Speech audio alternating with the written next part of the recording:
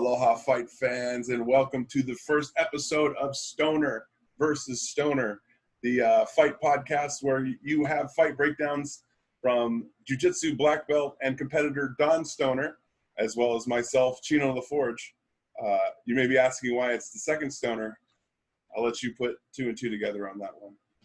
We're going to be breaking down some fights, some of the events that have happened, but before we get started, let's go ahead and introduce my co-host, the only thing that gives this podcast any legitimacy when it comes to breakdown fights. Ladies and gentlemen, Don Stoner. What's up, Don? How you doing?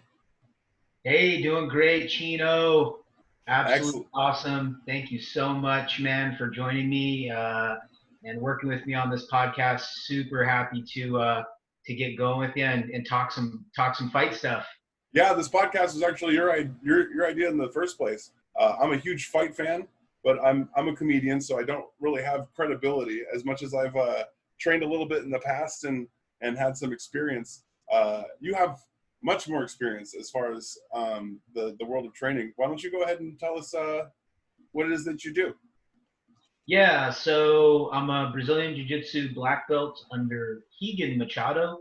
Been training martial arts really my whole life for the most part, and got really serious in Brazilian Jiu-Jitsu about 20 years ago, back in Torrance, California. Fast forward to today, I've done, in between that time, I've done, world championships, national championship tournaments, and competed hundreds, if not thousands of times. And still competing today at the professional level in jiu-jitsu, and I have my own school in Washougal, Washington. So yeah, that's a little bit about me. Did some MMA fights as well, but mainly I am a ground guy. The jiu-jitsu and ground specialist. I myself, I actually do have some martial arts experience. I started jiu-jitsu when I was 12. I wrestled also a little bit in high school. I did Muay Thai kickboxing growing up, so I got to go through a lot of the body strengthening exercises, or as I like to call it, child abuse. I also have gotten my red belt in judo. I have a blue belt in jiu-jitsu, and I've also bounced bars for close to a decade. So there have been some applied sciences. I try to keep it to verbal judo, but as you know, when alcohol is involved, sometimes things get weird. Now, enough of the introductions. They kind of know who we are. If they don't, they can look us up. They have those resources. Where can we find you on social media, by the way, Don? If people were wanting to look more about where you train and what you do, how can we find you? Social media, I'm on Instagram at DStonerJitsu. Facebook, just Don Stoner. And Twitter also at DStonerJitsu. So go ahead and follow me. Nice. And do you teach at a school, or do you run your own school? What you got going on? Yes, and Lone Wolf Jiu-Jitsu Academy, and it's at Lone Wolf Jiu-Jitsu. And I teach kids, adults, and fitness kickboxing as well for mainly the moms, but a lot of people in the community that need and want the fitness aspect. We also work that. So pretty good school. Slowed down a little bit in the pandemic, but I see a huge surge now that we're getting started again. And man, that's where I get my energy. It's teaching kids, it's teaching adults, giving people confidence, helping people reach their goals. And it's just a beautiful thing too, is now that I've been able to reach some of my goals, I'm able to kind of give back and show those techniques to people, and still learning every single day. I still learn, even from my students. So that's what I do, man. It's just martial arts all day. Yeah, martial arts are one of those things that they humble you, if not instantly, over time, where you understand the gravity of what's in front of you. And I feel like there's something in the pursuit that intentionally breaks you down to that, so that you become a permanent student. Because I feel like that's the only way to continue your learning, is to always acknowledge that you're still in the process of learning. And martial arts has a good way of doing that for life. You know, there's a lot of things in life that don't really make themselves that clear. At least in martial arts, it's like, oh, okay, yeah, I'm gonna have to be a student for a long time. That's Do you do YouTube videos for your school or anything? Do you guys post like anything to stay current or to reach out to people outside the community? Yeah, yeah. So I have a number of techniques that I put out on YouTube. I have some techniques that I kind of developed. A lot of them are pressure passing the guard techniques, and you can find a lot of that on YouTube. And we also do some, videos of me rolling, videos of me competing.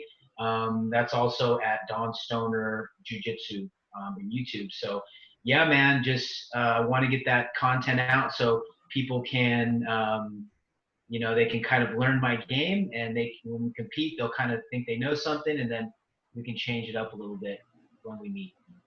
Right on. All right, make sure you guys check that out. So let's just go ahead and get this started. I know we had kind of discussed where we're going with this. I'm going to change the order up a little bit. Let's talk about the events that happened in these past couple weeks. We had the UFC on ESPN Plus. I don't know the number of it because they stopped numbering it for some reason. Then we also have the UFC 250. That was the recent pay-per-view. Amanda Nunes, as well as Felicia Spencer. And then we also had the Submission Underground 14 that happened, which Don Stoner was a participant in.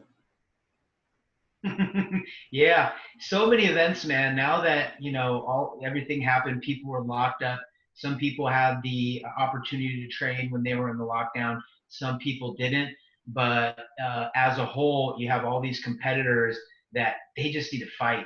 We just need to fight. We need to make money. This is what we do. And you're seeing all these events come out. I mean, UFC is doing every single week. Submission Underground now is I think bi-weekly. So, but yeah, this is my third opportunity to compete on Submission Underground. I got on the card because somebody fell out. I was able to get in there, and that was 2 months ago. And then fast forward to my last one, just last weekend. I think last weekend went against a world champion in Roberto Jimenez, one of the best in the world right now, pound for pound. I think he's top 6. He's 20 years old. He's a black belt, and he broke me off. That was not planned. it was a bit of a turbulently quick match. It looked like you really had a high-end competitor on your hands. And first of all, you were talking about how hard it is to get to an accessible gym for fighters now.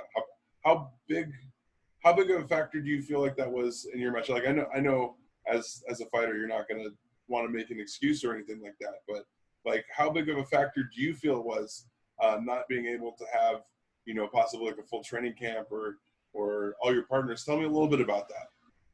Yeah, so it's different for everybody. When I watch other competitors, I can see people that normally look one way, and then now they look completely different with not being able to train. Me myself, I had to train because I had so much momentum coming in from my last just from the beginning of the year. I did 4 tournaments. I competed 30 times. Only one person scored on me in the last 5 tournaments at the black belt level. So after that momentum, I just had to train. So called up my buds and said, hey, I basically told them, hey, we're quarantined together, and I think that's what a lot of athletes are doing. I assume that my opponent also did that too. In fact, his dad's a black belt and his roommates are black belts. So they were all training, and I was training.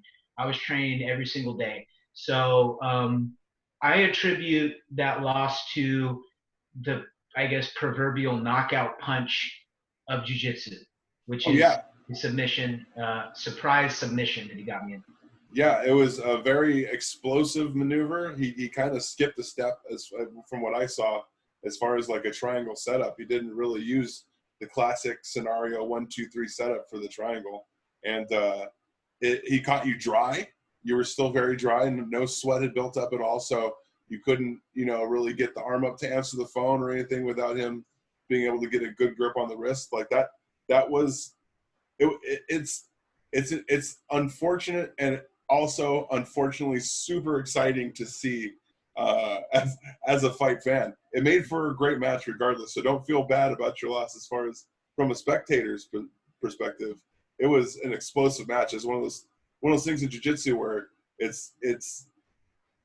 shows that how high of a level you're working with, where even somebody at that high of a level, a match can still end just as quickly just because of the levels of techniques that you guys are playing with here. It's not you're not playing a puzzle all the time. Sometimes it's bomb defusal, and sometimes you just snip the wrong wire.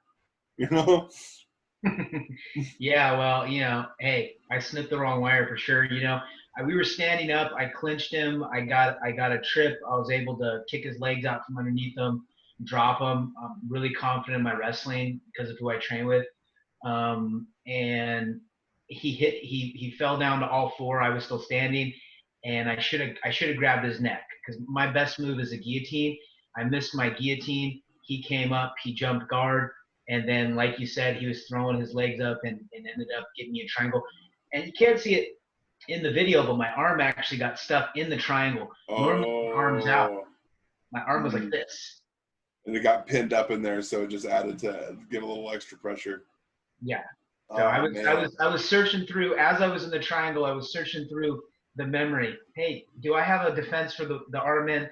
Stuck, and I didn't. So. And you can tell that Chael Sonnen's even a fan of yours because in the commentary he was very happy to talk about how that doesn't happen often, especially doesn't happen at it, or not that it doesn't happen. It's more so that he said, I can't remember. I'm trying to remember exactly what he said, but it shouldn't. He's like, oh man, I wasn't expecting to see this in this match. I was expecting to see a total war between these two. He was totally expecting, because he thinks the world of you, and as well as your competitor in that match too. So he was expecting a exciting match, and I don't think he was disappointed. I think he was just very surprised at what was exposed about it. Yeah, it was still a great match, and I'm looking forward to seeing you and Submission Underground again. I know they're going to have you. That's not a question. You made a name for yourself with your first two victories in there. I went back and watched the footage, and I'm pretty sure at this point your opponents are too. So you got some. What's that like? Understanding that people are now like watching your previous style of grappling. What's that going to be like for you? It's going to be different, man, because what's the quote? I was an overnight success, but it just took me 20 years. Yeah. Nobody even said my name until I got on Submission Underground. People in Cali knew about me, people in Texas, people now in Pacific Northwest. I beat a lot of top guys, but now that, people know me, it's going to be a lot. I'm going to have to change my game up a little more. A lot of times, I'm very methodical. I like to pressure people, and then I end up breaking them after they find out that they can't submit me, or I just pass their guard and just crush them really fast. So with that type of style, people have to get me in a submission fast, whether it's with a leg entanglement, whether it's with a strangulation, whether it's with an arm bar. They're going to be studying me, so it's kind of weird, but luckily this isn't my first rodeo, so I do know I'm changing my game, brother, and I'm going to come out with something fresh, and hopefully next Submission Underground, now I need to make a statement. Now I'm super hungry to come out and make a statement on the next guy that I face. Nice. Did they give you any word yet, or allowed to talk about that? Not allowed to talk about it. I understand. Yeah, it's the type of thing where they just call you up. They just call. I get a message from the promoter, Heather. Her nickname is Boss Lady, and she's Chael's right-hand woman, and she just texts you and she gives you a name. And I've never said no to a name, and I won't say no to the next one. I assume it's going to be a really, really tough guy. 100%. It's not going to be someone that they just give me it's going to be easy one. It's going to be tough. But there's nothing now. I'm actually taking some time off to build my academy back up. So I'll probably take this month off You know, like I said, I've competed every single month. I've competed like almost every other week, so it's kind of refreshing to kind of just learn right now and not have something to get ready for. But yeah, we'll see. The next one's Submission Underground 15. It's going to be a huge card. Roberto Jimenez is fighting in it. Professor Warren Brooks is fighting in it, all for a spot to beat Craig Jones. I'm not on it as of yet, but if she calls me, probably won't be able to say no. But you Well, know, there's a big purse involved in this one, right? yeah, so it's an 8-man tournament. You have 8 of the best submission grapplers, um, and they're all competing for a spot to beat Craig Jones. Whoever wins the tournament gets $10,000. Whoever fights Craig Jones, I think, gets $25,000. So these guys are going to be going after it, man. And you know, jujitsu is just now to the point where there's money in it. So, man, these guys are hungry. You know, they're studying. It's a real professional sport. It wasn't like this 10 years ago, man. Like the sport now is guys are training all day, every day, um, to win these submission grappling events now because there's money in it. So yeah, Yeah, it's a it kind of changes the game of jiu-jitsu a little bit too. It changes it from like a more passive, mainly defensive with attack art to more of a aggressive, push the pace kind of style of jiu-jitsu, right? yeah. It's more like a fight. You know, it's more like a fight. You know, it's a different feeling when there's money on the line. You have kids from that came over from Brazil. You know, 25 grand to them is life changing.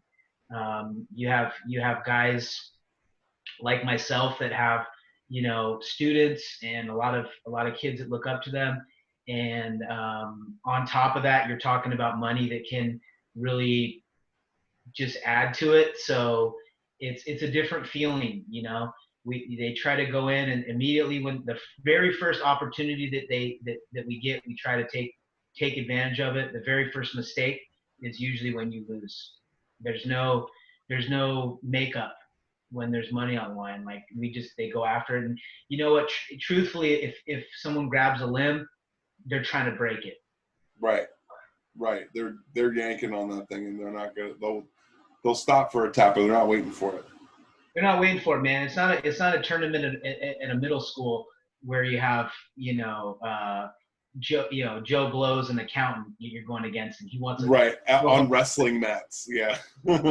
exactly. Yeah. Yeah. Yeah. That's definitely a different world. Do you prepare differently for Submission Underground than you would say like a more naturalized jiu-jitsu tournament? Yeah, jiu-jitsu is going through a weird thing where we have so many different rule sets.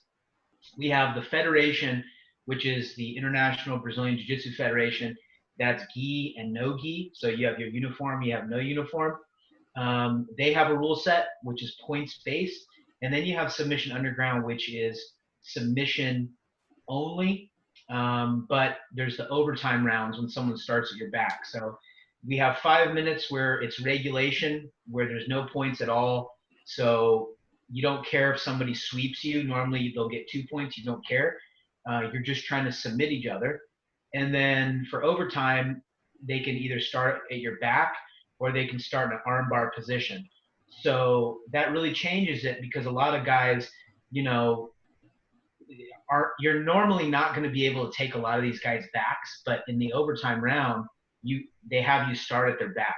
So we have to train in those positions, train with someone on our back, train with these armbar escapes, and it makes you very hungry for submissions and less worried about points. So that's what we train. We do 5-minute rounds. Usually we'll do anywhere from 8 to 10 5-minute rounds of just regular training, and then we'll do another 5-6 rounds of someone at your back or in an armbar. And that's also a very exciting way to push the pace and to force, because I know a modern day complaint about jiu-jitsu from a spectator side is that a lot of the stalemates can sometimes become boring. to the untrained eye, when you don't learn to recognize the subtle movements, sometimes the fights can look a little stale. But with the new rules of submission underground grappling, you really don't see a lot of static movement. Everybody's pushing the pace, trying to get to the finish. And I think it really does make for a more exciting element as far as how jiu-jitsu is viewed. Because, I mean, we already have tournaments on a skill level where we can find out, you know, the highest ranking jiu-jitsu members, but it's not always about that, especially when it comes to consumers market. We're talking about spectatorship. You know, it also comes down to who's the most talented and fun to watch. Like, a lot of audiences want to see high level jiu-jitsu. That also comes with the high risk factor, and I think Submission Underground really allots for that, and it rewards it. It really rewards you being kind of unorthodox. Oh yeah, 100%. 100%. You know, you want to go out and be exciting. It doesn't matter what happens. You want to go out and be exciting, because up until now, nobody watched jiu-jitsu. Unless you're a practitioner and a diehard, nobody watched jiu-jitsu because it's very boring. People would stay in the same position for 10 minutes, jockeying for an advantage point, which is like a half point or a point, and no one cared, you know. And it was kind of sad too, because jiu-jitsu is the new karate, like it was in the 60s, you know. Jiu-jitsu is now, it's not only the fastest growing martial art, it's the largest martial art with the most practitioners around the world. And we need something like Submission Underground to push the sport forward. And now with Submission Underground, there's betting lines. So, you know, people bet money, and people just love the rule set. So I think over the next couple years, we're going to see a completely different sport. We're going to see the rule sets more submission oriented. And, you know, up until now, all the best jiu-jitsu guys go to MMA because there's no money, but now they're staying. So it's very different. And I think with the sponsors, with more people practicing, jiu-jitsu is going to be, it's going to be completely different, and we're going to get a lot more of the MMA fans around the world. So yeah, and I think it's amazing to think just how far it's come in just the past 20 years itself. I mean, if you think about where jiu-jitsu was, like say 25 years ago, when Sakuraba had that 90-minute match with which one of the Gracies was it? Was it Royce? So Royce or Renzo? I think it was Royce. The 90-minute one, I think, might have been Royce. But where jiu-jitsu matches used to go like 90 minutes, and you'd be watching somebody struggle for wrist control for 15 to 20 minutes of that. And it definitely has come a long way. But, you know, so did boxing when boxers like Mike Tyson showed up, where it's like, oh, okay, we're not having 12-round fights anymore. You better make sure you ate dinner before this fight, because if you're trying to have dinner in a match, you're going to be disappointed. But Submission Underground was great. You got to be on the card with Jake Shields, who lost the match. He lost his match, right? Jake lost his match. Yeah, to one of my training partners, Brett Primus. Nice. Well, did you know his game plan going into it at all? Yeah, I did. You know, that's what we all train for. You know, Jake Shields needs no introduction. He's an OG of jiu-jitsu. He's an OG of MMA. You know, fought GSP for the title, and now he's focused on jiu-jitsu. He has a game very similar to mine, where he likes guillotines, he likes pressure passing. But Brett Primus, man, people don't know about this guy, other than the fact that he beat Michael Chandler and won the Bellator title. But his jiu-jitsu is off the chart. Like, it's crazy good.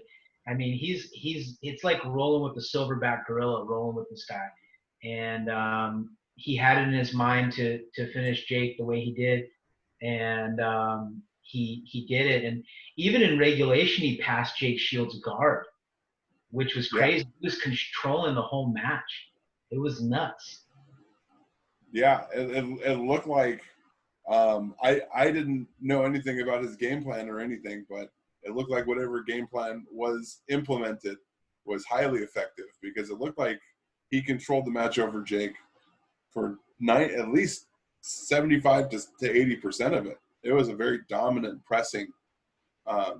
What was his strategy? Was it kind of like a fight fire with fire, like equal his pressure and double it, or what was kind of the idea going into it? He's very confident with his positional, his strengths being he knew he could pass Jake's guard, but he did think that it would go to overtime, and he wanted to take his arm. I mean, he's tapped me out like 10 times with that same armbar in the overtime rounds. So he knew that he was going to get Jake, and he gets everybody with that move. So I think I'm not 100% sure, but I'm pretty sure his game plan was to take it into overtime and take his arm. And Jake held on for a long time, man. Jake held on for a long, long time. But what happens is when you're in that arm bar, it's almost like a bicep lock where it compresses your bicep and your forearm, and it really adds a lot of pressure on your arm until you just want to give it up. And that's what Jake finally gave it up. He came up on 4.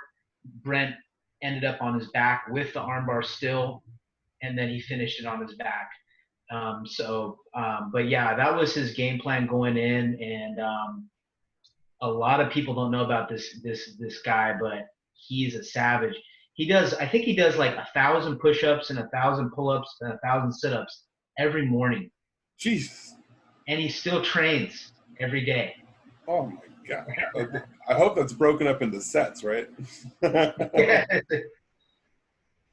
Oh man, I remember in wrestling they'd make us try to do close to 1,000 push-ups, and by push up 200, 300, you're slipping in puddles of your own sweat and falling on your face and stuff. That's intense training, man. That's some One Punch Man stuff right there. That's crazy.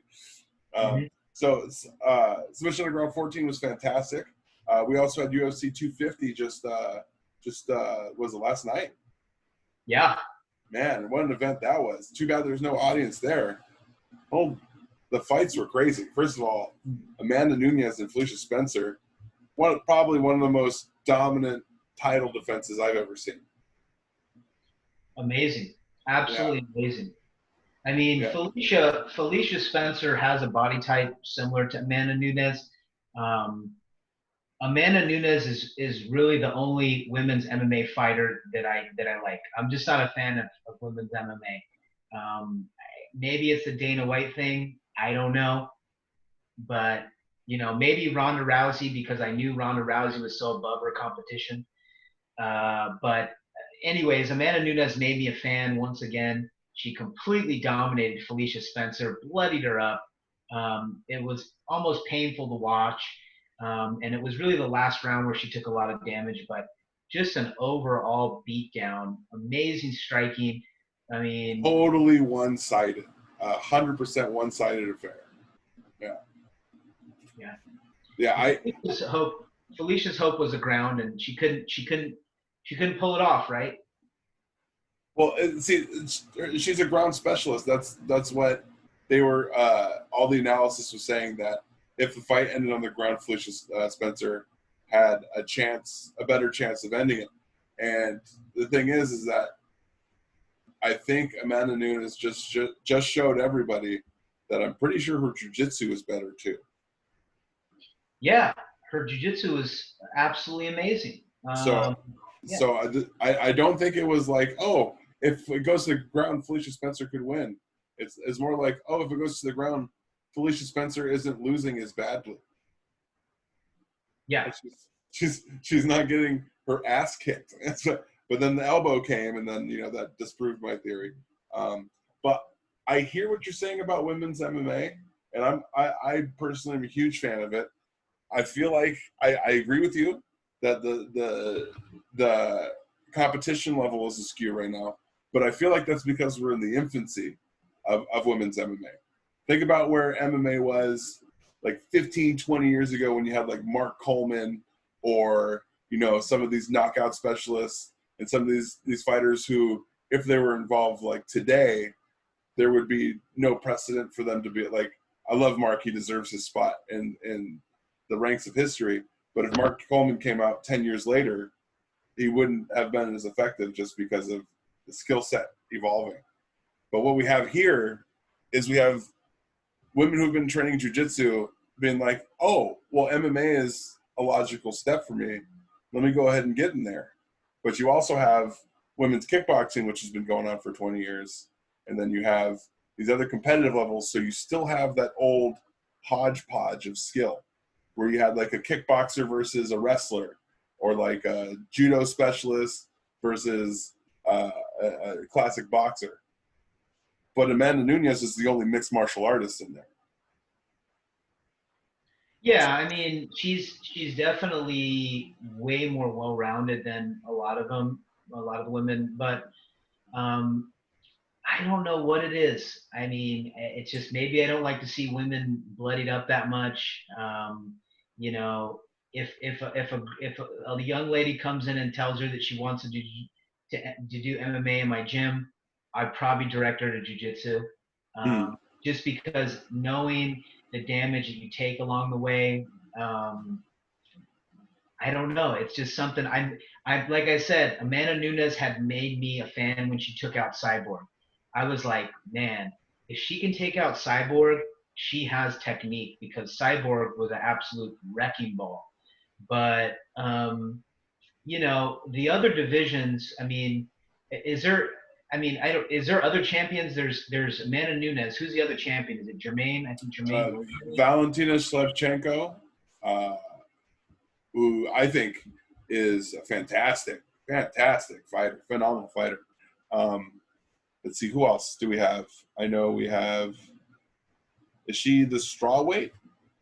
And then we have one more north of her. I'm trying to remember who all the champs are. But it's Jermaine. Maybe it's just because the talent pool is not deep enough that I just feel like we're just going to keep seeing new women come in and jockeying for position until the next 5 to 10 years.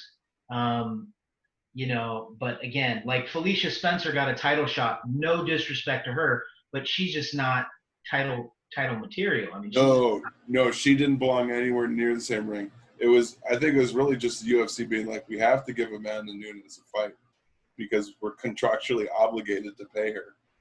So they're just like, who can we throw in there with her? But I think the reason women's MMA is not quite there yet is because women's bodies are different and the techniques they use are going to have to be adapted. The way that they throw kicks, the way they do jiu-jitsu, the way they throw punches, everything is going to have to change to adapt to the different center of gravity, the different amount of hip strength and torque.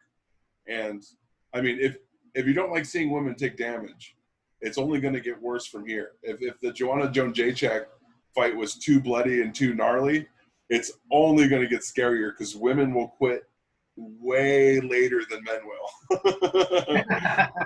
Well, that is true. I mean, anything from a high school women's fight to, a middle school women's fight to a women's MMA fight, you can't take them apart.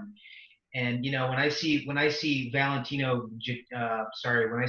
Jędrzejczyk with a Mark Homnick, thing on her head, an extra forehead, I'm going, man, I feel sorry for her boyfriend.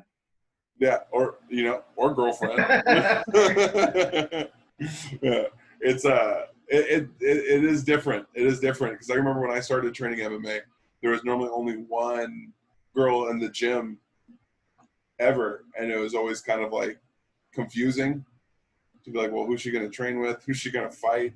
Like for a female to get a fight 7, 8, 9 years ago was so hard to do just to find an opponent, let alone a venue that would allow it to happen. Like now, the fact that it's happening, I mean, if we can continue to find willing participants, I mean, why not? Why not? I've been waiting for this for years. I think once we see Amanda Nunes reign for a while, I think she's going to inspire mega athletes to do fighting instead of becoming gymnasts or tennis players, because that's where That's where previously the female mega athletes were to go. I mean, there wasn't really any other venue for them other than, competitive tennis or competitive gymnastics to really make money and make the mark as an athlete that was wanted. So I think women's fighting is a really good opportunity to kind of extend the pool of women's athletics, where we can see these specimens, these athletic specimens, compete on a completely another level. Can you imagine seeing Simone Biles throw a flying knee? I wouldn't want to take that knee. Yeah, exactly. Like, I think when we start getting the Michael Jordans of fitness in the female world to do fighting instead of, WNBA, or I think we might see a major shift in competition level. I could see that. I can definitely see that. And I agree with your point with, in terms of getting these other stars over. Clarissa Shields is talking about fighting Amanda Nunes, and Clarissa Shields is, one of the best boxers. Tough upbringing, won the Olympics, an absolute specimen. I think she could be the John Jones of MMA. And, we're going to take a lot of women from boxing, I think, because women's boxing is like nowhere near women's MMA in terms of like what women can do. That's why like Holly Holm came over, another lady, Heather Hart, she's in Bellator. Mm-hmm. So I think we're going to get a lot of boxers over. I think they've already completely tapped the kickboxing pool. That's where we got Shevchenko and Joanna Jędrzejczyk and those. So you think female boxers are next? Yeah, I think female boxers are going to come next. And at the same time, we also have female wrestlers too, and female judokas. We have Kayla Harrison from judo. She was, I think, well, for sure she's better than Ronda Rousey in judo. And watching her fights over in PFL, I think eventually she's going to come over in MMA. If she's in the same division as Amanda Nunes, she will likely fight Amanda Nunes, and I think she'll win Amanda Nunes. But I think the boxers are going to come over along with the wrestlers. We haven't seen, making the transition from wrestling to MMA is very hard because a lot of the people that have trained their whole life in wrestling are already, 25, 30 years old. And then now they have to learn jiu-jitsu. And jiu-jitsu takes 10 years to even get to the point where you can like really put together a game. So I think we're going to see, but we are going to see wrestlers. I think we're going to see them transition earlier to MMA. The same thing that happens with men's wrestling. Women's wrestling is going to be the same thing. We're going to get some really good wrestlers, but I think boxing is going to come first because it is still at the infancy, and the singular, artist can still do really, really well in MMA and kind of learn as they go. So I think we're going to see boxers first, wrestlers, and judos next. You think we're going to go back to the old sprawl and brawl tactics of like the late 90s of MMA, early 2000s? Oh, yeah. Like the Rampages and the Chuck Liddell style? That's what we need, man. That's what we need. And the sport just evolves. But, women's MMA is like evolving at a different level. And it's like you said, maybe that's why I'm not a fan yet, because maybe I can't understand it as well as I can understand men's MMA because of the evolution is different. Maybe that's the reason. But whenever I watch someone in women's MMA create, just make a very simple mistake, I'm just like, we're just not there yet. Yeah. Well, that does go for saying that fight culture has just recently been accepted as a multi-gender idea, or not an idea, but like a multi-gender inclusion. For a long time, combat sports and combat in general was only kind of embraced by male culture, and then it wasn't until the boys opened the club and and there was a desire for it, that there was enough of a pool for the women warriors coming out. And I think what we're seeing is the adaptation of the culture, because a lot of these women probably wanted to fight sooner in their lives, but just couldn't get involved because their parents wouldn't let them, or because their friends told them they looked like a lesbian, or whatever hangups they had. It was like a social construct. But now there's precedent where like a little girl's like, "Mommy, I want to be a fighter," and she's like, "Oh, so you want to be like Amanda Nunes?" You know, it's like when we were kids, we wanted to say we wanted to be a skater. At least, oh, like Tony Hawk. You know, at least there was like some precedent. So I think it might change, and especially when we have female fighters that are being trained by female fighters, because all the female fighters that are successful right now are still being trained by successful male fighters who don't understand the muscular structure of the female body, or what is probably the most beneficial way to apply the tactic. I think, hopefully, that when we have a few female fighters who fully understand how to apply their bodies into the techniques to modify them, and then they start training other women how to do those techniques with the modifications, I think we're going to see an immediate explosion of the sport, where it's going to go from 0 to 200 like that. Yeah, you know, but how long does that take? I think is kind of what I'm thinking. Like, that's going to take a long time. I mean, you have some veterans. I mean, you have Megumi Fuji out of Japan. She's, I believe, retired. You have Tara La Rosa, who's, I think, coaching over Jackson Link MMA. But other than that, I mean, for Amanda Nunes to be a coach, you're talking about a 5 to 10 year deal. And that's actually what I think is it's going to be like a 5 to 10 year, you know, deal. But man, you know, hey, maybe you can make me a fan, but I'm not going to buy a pay-per-view with Amanda Nunes, except yesterday's. You already contradict yourself, sir. No, it's because there was also some great fights on the card too. I mean, the return of Cody Garbrandt, awesome fight. I mean, I know we both did pre-fight predictions. How did you do? I lost terribly. How about Really? you? I did really well. I was only wrong on one. I technically would have been wrong on two, but I recanted the Makai Potello just because I didn't know it was Coco Bonds, who's a Hawaii fighter. And I support all Hawaii fighters regardless of whether I think they're going to win or not. So yeah, I had to change. I had to change my answer. I was like, "Oh no, it's Maki," and then I was right. So yeah, if he sees you in a bar, you're done for, right? Yeah, exactly. Yeah, no, Cody. I mean, you know what really the reason why I picked Rafael Assunção in that fight was both of them fought Pedro Munoz. I've trained with Pedro before. I've taken Pedro's leg kicks when he was an up and comer before he was signed to UFC, and I know how tough he is. And Rafael Assunção got Pedro his very first fight in the UFC. Rafael was able to beat Pedro in Pedro's debut, and Pedro ended up knocking out Cody Garbrandt. So I've seen Rafael, so I thought, you know, that Pedro was going to be the determining factor, but also Rafael is just so experienced. I mean, he came from the WEC days. He's fought the who's who of MMA.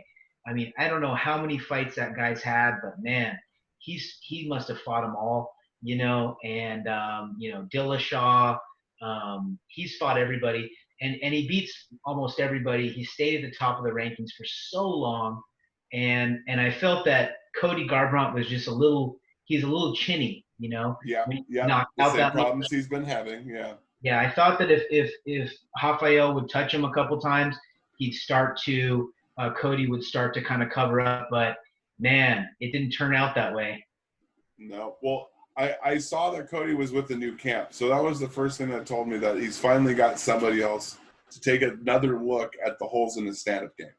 Because it wasn't exposed as on his way up to champion or when he had the belt. It wasn't until he had fought TJ and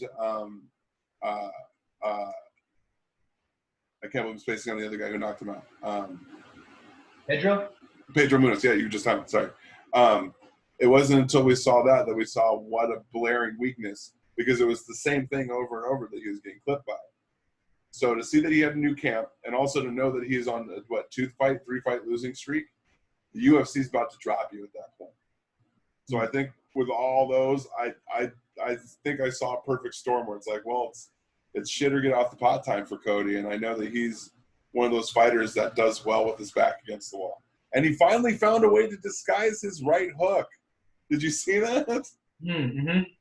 He finally found a way to disguise the setup for it, because it used to be one of the most obvious overhand rights in the world, but now he finally put some top movement into it and plays it against the cage too. So he plays your own aggression against you. Really, really smart way to load up without overshowing your intentions. He showed a lot of head movement up front, which I thought was a new Cody. We never seen that much top movement from Cody on his presses forward. Yeah. That being said, I if they would fight again, I'd go with Rafael. I feel like maybe it was a training camp, that he didn't have a full training camp or something. I've never seen Rafael react that way to striking. He was very gun shy. Normally, Rafael takes more of a karate stance where he's bouncing up and down, kind of the same way Conor McGregor does. He comes in and out really fast, and you just can't find Rafael Assunção every time you try to get him. But Cody almost looked like Justin Gaethje, the way he was landing that right every single time. That power right, he was landing straight rights, he was landing right hooks, like you said, and then he went in, he kind of played, played coy a little bit, and then came up and knocked him out. And man, that's spectacular fashion too. Man, that was amazing. And then speaking of knockouts, Sugar Shane O'Malley, another great knockout just to start off the card of the night, or at least to start off the main card. Man, what a talent that kid has to close the distance, huh?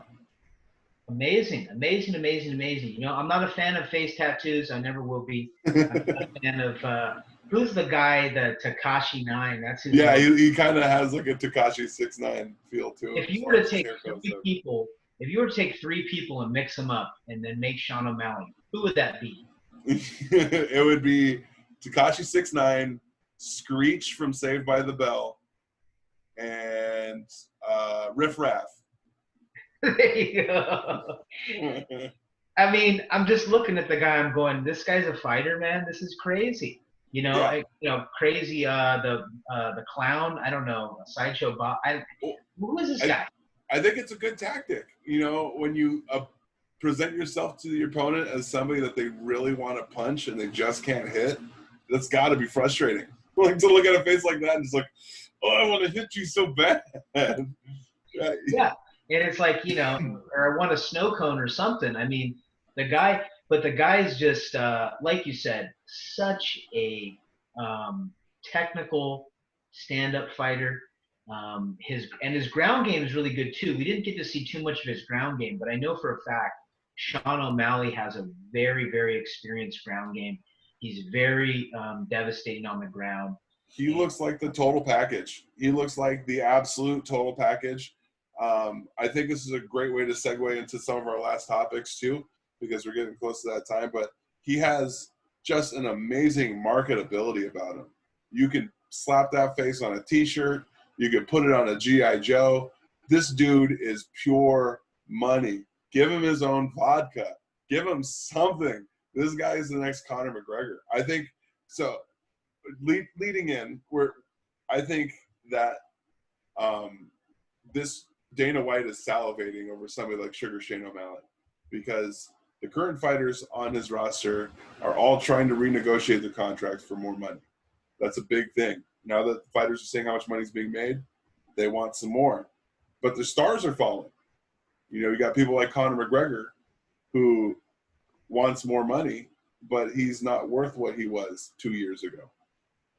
100%. And man, I don't believe one thing when these guys say that they're retiring. I don't believe it at all.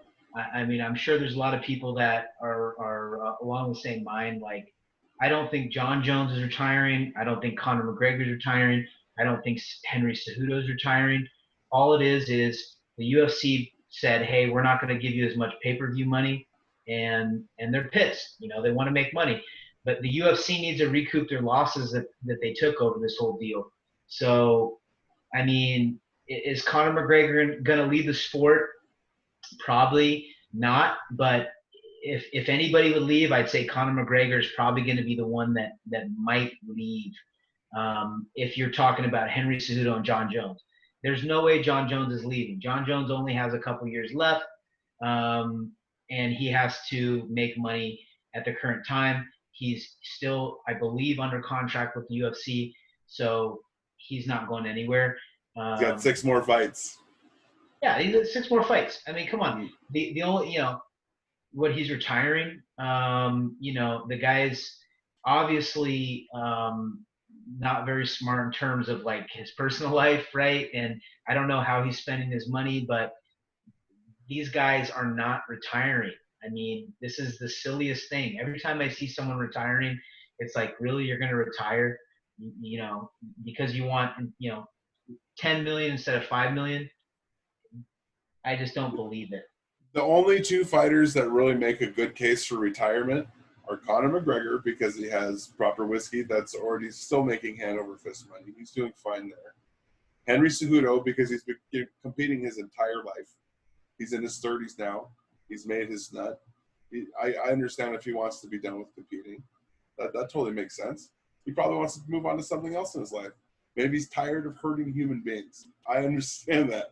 But there's people like John Jones, where it's like, there's no way he wants to quit fighting right now. He still needs to make money. And we know what he is without fighting. He's a piece of shit. Like, no offense, but when John Jones isn't fighting, he's an absolute piece of shit. He's doing drugs. He's driving and hitting vehicles with pregnant women inside of him. He's smacking strippers at strip clubs. The dude needs the ring just as much as the audience needs him to get back in the ring. So I think this is what I see happening. I think enough fighters are going to globally get on trend with the retirement thing. Then they're going to try and negotiate. Fighters are going to unionize. And then they're not going to get any more money. There's just going to be more money now directed to people in the union. And maybe there'll be better medical. That's about it. I don't see a major pay structure changing just because in boxing you can do it because there's only 1 or 2 fights on an actual event. You're not paying 16 people. Oh yeah, and you can't compare, and that's a problem. Is they're looking at boxing, they're looking at baseball, where they have 135 games in a season. That's just, case in point. They look at other sports and they look at that and they think that that's what they're going to make. They look at the money they made last year and the money they're going to make this year, and then they're pissed. But at the end of the day, Dana White is, you can say anything you want about him, but he's a master negotiator. And when he gets these guys one-on-one, it's very different than when he has them all, 5 of his top athletes going in social media and he gets, really mad and says all this dumb stuff. But I think Dana White's going to, clear it out. I think with Fight Island, Dana White's trying to figure out who he wants as his star. And he hasn't been able to offer the money that these guys want. But, hey, if I was in their shoes, which I'm not, but if I was, at least I would understand that things are different. Why don't you support the company that supported you, take a couple extra mil, and let's go make the money on the back end. And where are you going to go? Where else are you going to go? ONE FC isn't putting up any fights right now. They don't have a Fight Island they're building. Where are you going to go? Nobody's going to watch your Instagram live stream if you're not fighting. And these guys aren't dumb either. They know Bellator gets guys on contracts, but then they don't give them fights. Or they write bad checks. Exactly. They know that they're not going to do it. It is now, if all these guys would get together and go to Bellator and Bellator somehow comes up with an extra $100 million to pay these guys, the UFC would be screwed. Now, they would be really screwed if they lost McGregor, if they lost John Jones. But what most likely would happen if these guys left and they didn't retire, they go to separate organizations, and all these organizations don't have enough money. All those organizations would lose money with these guys in the long term. They'd probably go under. So it probably put a few people under trying to pay these guys, because it doesn't matter what one FC tries to say that they're the top sports franchise in the world. It's just not true. It's the UFC. That's the only one where you can make the millions. So I don't believe it, man. I just don't. And even Henry Cejudo says, "Oh yeah, I want to retire," but then he comes out and says, "Well, I'd come But back." if the price is right, yeah. That makes no sense. He doesn't want to retire. It's about money. It's all about money for these guys. Yeah, yeah. Well, I think once things kind of go back to normal, as far as our society, or not normal, and everything, once you get the cat out of the bag, you can't stuff it back in. Sometimes I don't know if things are going to go back to normal, but once things go back to having full fight events where we have full audiences, I'm sure the pain scales might be a bit more negotiable. And who knows? Maybe they'll figure it out. I don't know. That's to be seen. We're gonna have to wrap things up because we're approaching that hour mark. Before we do, I kind of want to talk about the latest craze in mixed martial arts, the low calf kick, the giant slayer, the move that's been taking everybody out. I don't know if you noticed, but in the past 3 UFC events, we've had 3 KOs from low calf kicks. Wow. Jeez, yeah. Man. And before that, in the entire history of the UFC, we've had 2 finishes from leg strikes. Yeah, the low calf is one of those things where you just take out the dude's leg. They can't defend. They can't do that shin check. The whole thing that happened with Anderson Silva, and it also happened with Tyrone Spong, where they broke their legs in half because the guy checked them. There's a lot less risk with that low calf kick, and it's a lot easier to get. It's a lot easier to hide when you're throwing that low calf kick. But I think the next evolution is people are going to get smart to it, and they're going to have to do something else. I think high kicks are going to come back. We don't see as many high kicks, but for the time being, yeah, those low calf kicks are slaughtering people. And I personally have never taken one. I usually take it on the thigh. They suck. They suck. They're some of the worst. Now there are defenses to it, and here's the thing that I think is going on. I think it's very similar to the Anderson Silva front kick. That it's a basic technique. The calf kick has been used in Kempo karate, as well as not so much in Muay Thai because we focus more on the thigh, but in a lot of more Shotokan karate styles, you'll see a lot of low calf kicks because it's super effective. But it's also a pretty basic standard move that once you defend it, it's like, okay, in those karate principles, they're like, all right, well, you string the calf kick to this because on its own, it's pretty much worthless if they know how to defend it. So I feel like it's just another one of those techniques where people kind of forgot to protect against it. But there's also not a really modern practice of the defense for it, which I think is fascinating. Calf kicks, the reason they're so effective is because you're exacting pretty much the same amount of power as you would in a thigh kick, but you're hitting a muscle that's a third of the size as your quadricep. So it's unable to support the constant bombardment. But I think what's interesting about it is it's kind of like one of those submissions where it's not necessarily going to break anything, but it will cause enough pain for someone to be uncomfortable enough to tap out. But I don't know if referees should be stopping fights because of calf kicks. It's very controversial. I mean, in that sense. I mean, but I want to see the statistics. How many guys are actually strikers that get kicked by the calf? Because a lot of the guys that I see are jiu-jitsu guys or wrestlers that get stopped by him. And I may be wrong. Maybe I'm just looking at Formiga when he lost to Alex Perez this last time because that's how he finished him. But I don't know if a Muay Thai specialist, if they're getting finished as much. as like a jiu-jitsu or a wrestler that, you know, they're still white belts in striking, so to speak. So Right. it's hard for me to say if you know who's actually being finished by that kick. Interesting. Yeah. So in the long run, do you think it's something to worry about in the future of MMA, or do you think it's a fly by night issue? Well, this has actually been happening. One of the best ones who got taken out by one of the best fights was Michael Chandler, who lost to Brent Primus, and Brent Primus took out his calf, and that's how he won the title. And like you said, it's a smaller muscle. You can debilitate the leg a lot better, and then they also mix it up with the thigh and then the inside thigh, like we're talking about. So between all of that, it really takes your leg out. But I think now people are going to start to get smart to it. Personally, I don't know the defense. I mean, what do you do? Step back? I'm not versed in the striking as much on that one. Well, there's a couple of defenses depending on what your specialty is. If you've toughened your shins and done the Muay Thai stuff, then it's always just a matter of angling your shin properly.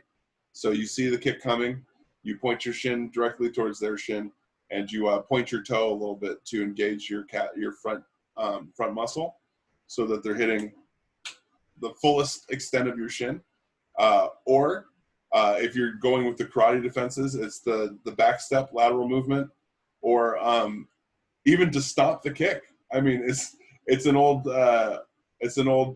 kung fu defense to the low calf kick, but to meet it with equal footwork is also a way to defend it, which I think fighters like Alex Caceres, after seeing him fight last on Saturday, would be a good example of a fighter who would probably implement that type of defense. It's a little more unorthodox, but it is one of the legible defenses. But simply just movement, understanding range. If you get hit with a couple of calf kicks, you can switch your stance and understand, okay, well, if they're throwing calf kicks from their back foot, I'm going to circle towards their jab foot and make it so that at any angle, all their power will run out by the time they reach my calf. Interesting. Yeah. Yeah. But I mean, yeah, but when somebody's imposing their will, though, it's easier said than done. Exactly. Yeah, and especially like if your opponent sees that you're putting all your weight on that foot, like if you have a big left hook or whatever your specialty is in the striking game, a lot of people are targeting that. But I think now with so many calf kick stoppages, we're gonna see people with better defenses. Well, any type of kick can be defended by an opposite side punch. So if you're talking about a left low kick, the best way to defend that is to punch on the right side, because they have to drop their arm to get the momentum. So if you throw the equal opposite, you'll normally get the desired effect. So if say my opponent is throwing a calf kick from their back foot, and I'm standing we're both standing orthodox, I'm going to try to catch them with the left every time that they throw that kick. So yeah, they might catch my leg, but they ate a left on the way. So who's taking more damage in that exchange? And then you kind of go from there. But I don't know. Like at first, I wasn't as worried about the low calf kick, but now seeing its evolution throughout the sport, I'm thinking like maybe it might be like how leg locks have become in jiu-jitsu, where it's saturated the sport so much that they've become like a main staple. I could definitely see that. Become a staple. It used to be the thigh kick. You kick a guy enough in the thigh and he stops moving. Some guys get TKOs. I mean, Justin Gaethje is probably one of the best that I've seen at that low calf kick in recent memory. I mean, when he goes and he just puts all of his power in that low calf kick. But like you were saying, Cody Garbrandt and Rafael Assunção. Rafael Assunção was trying the low calf kick, the low kicks, and Garbrandt met him with that right. And Garbrandt's right was just so much faster. Well, Cody was also throwing these unorthodox low kicks. He was throwing these like Mortal Kombat sweep kicks. I was kind of weirded out by that. Yeah, but they were all targeting the lower calf. I mean, Hmm. as far as what they looked like, they looked stupid. I'm not gonna lie, dude looked like Ryu. I'm not gonna fault that, but I mean, if they're making contact, I can see how they'd be effective. I mean, not a lot of capoeira techniques have really made it into the UFC ring. You know, maybe a cartwheel kick here and there, or but that was almost quite blaringly a capoeira low kick. That is got a Yeah. history of not working very well. Yeah, maybe that's the next evolution, man. I mean, I'd be interested to see that more capoeira kicks. Um, yeah, we'll see because I mean, personally, I don't know how much the stand-up game can evolve. I mean, there always is different evolutions to every game, and there's things that are now working that weren't working because people just haven't seen that look before, you know. But I mean, for instance, you don't see many spinning back fists. You don't see many back fists at all. The last spinning back fist I remember was when, or the last back fist was when Chris Weidman hit Anderson Silva.